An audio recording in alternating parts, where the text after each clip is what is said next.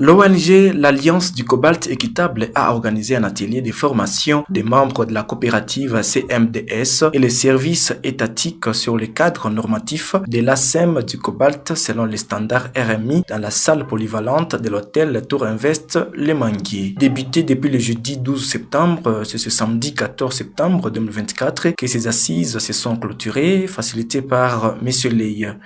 N'est-ce pas?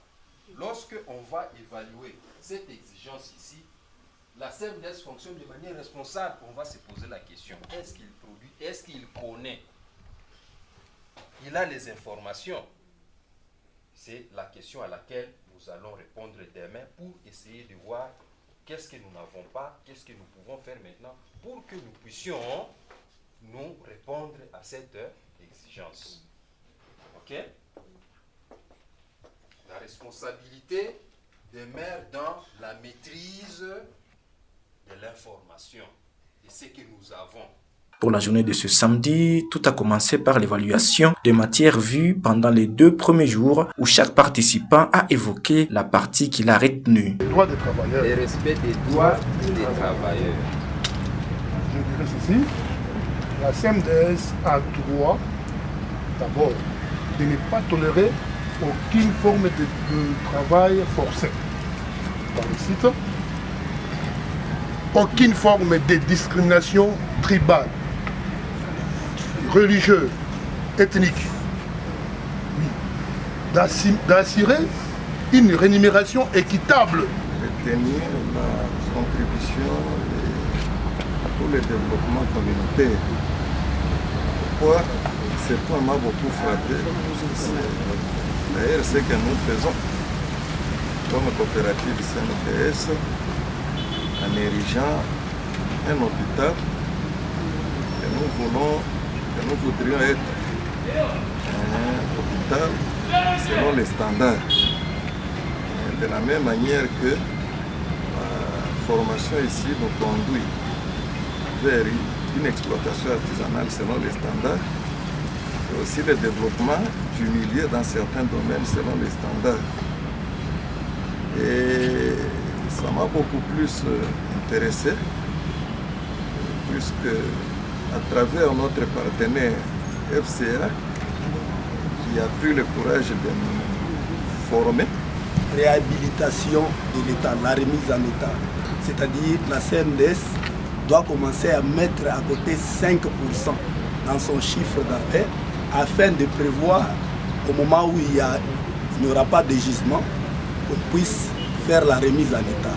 Donc réhabiliter, c'est une obligation pour la CMDS dès aujourd'hui de commencer à mettre 5% à côté pour ce travail. Les participants se sont regroupés en 4 panels pour élaborer le plan d'action de mise en œuvre du cadre normatif de la CMDS. Chaque groupe a eu au moins 10 minutes pour présenter son plan d'action tout en formulant quelques recommandations. Soit le même cadre des inspecteurs omis aux auditions, qui les traînent dans une formation adéquate afin que ces derniers arrivent à auditionner et le supérieur, donc les membres du cadre organisationnel de la coopérative et le subalterne qui subissent ces 2 poids et 2 mesures.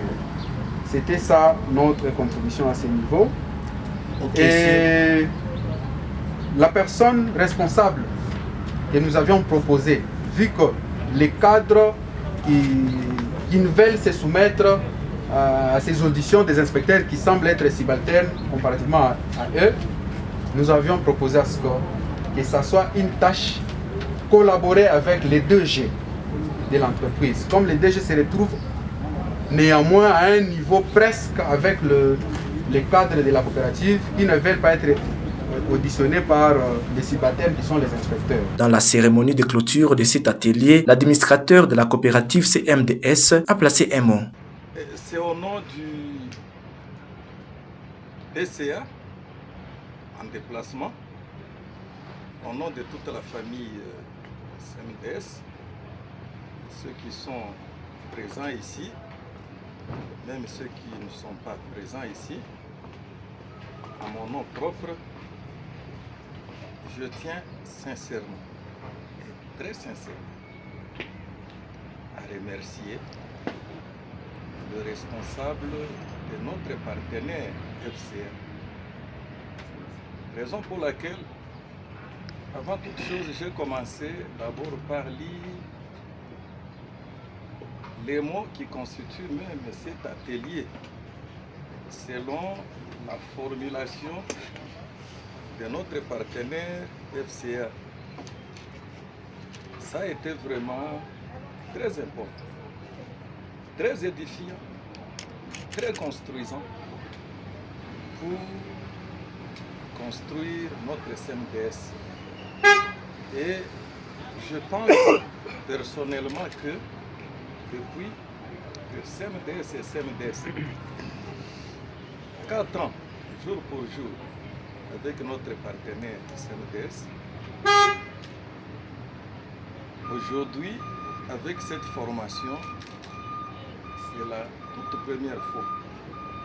Après s'en est suivi les mots de la représentante de l'ONG, l'Alliance des Cobalt Équitables, Madame Agathe Boukassa. On a commencé à 2,5, on a presque doublé dans 2 jours. Mais maintenant dans 5 jours, maintenant dans 10 jours, on va être où? On va être 10 sur 10. Et c'est ça qui doit nous encourager, qu'on continue à travailler ensemble, qu'on continue à partager des informations qu'on connaît. Et quand on a les défis, qu'on se met ensemble, chercher comment à évoluer et surmonter ces défis-là. Parce que je sais que les défis, on peut la compter, c'est nombreuses. Mais on doit aussi focaliser sur les biens qu'on fait, améliorer cela, à faire face à tous ces défis-là. On va rentrer encore dans une année, 2 ans, 3 ans, pour maintenant voir comment on évolue ensemble. Avec ces mots-là, je vous remercie encore pour votre temps, pour l'énergie, pour les déterminations que vous avez données pendant ces 3 jours. Et aussi, je voulais remercier. Ces assises de 3 jours se sont sanctionnées par la remise des brevets à chaque participant. Monsieur Jack Nawej.